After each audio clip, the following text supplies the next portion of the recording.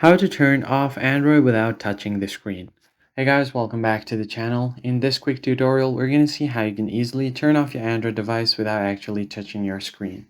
It depends and varies across different Android devices, but the general idea is the same.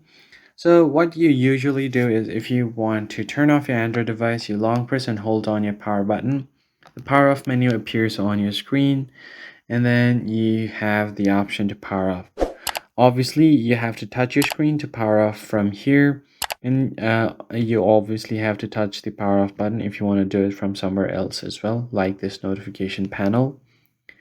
So without touching your screen, what you need to do is press and hold on power button and the volume down button.